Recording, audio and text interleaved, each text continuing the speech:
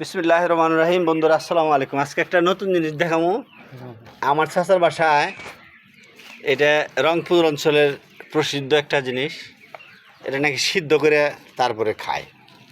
হ্যাঁ, যে যেভাবেই খাক, আমাদের এই ঢাকাতে এটা খুব নতুন জিনিস।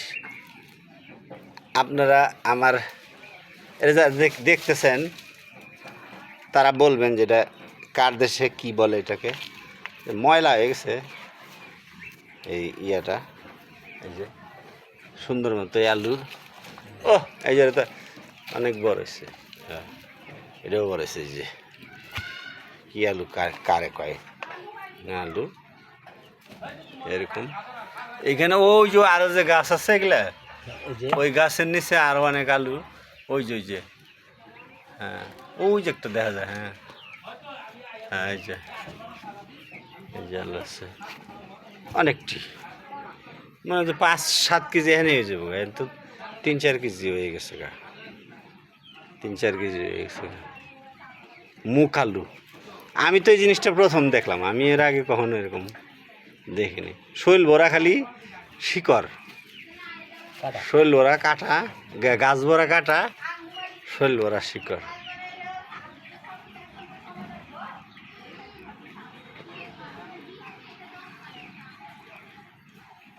আর হাতে লাগে, লাগার তো কথা।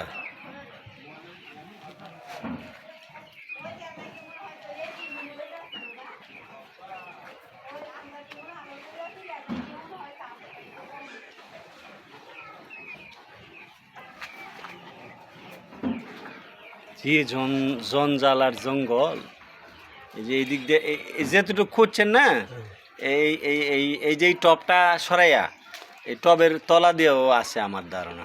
দেখতে উঠাইছিলাম একটা, তাই আগে উঠাইছিলাম 2-3টা, এই সাইডটা উঠাইছিলাম।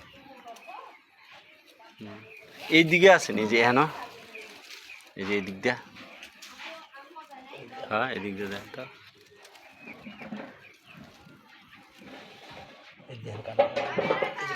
ও ভিতর কাটা, হাই হ্যাঁ রে, ডাকাইতা গাছ এটা।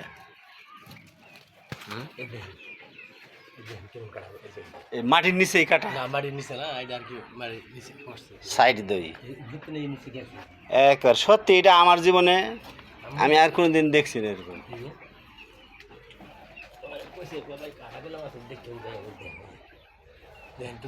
হ্যাঁ দেখছি এটা, ওই যে ভিত্তি ছিলাম ওই যে শাড়ির মধ্যে। হ্যাঁ, এই যে দাড়িওয়ালা আলু।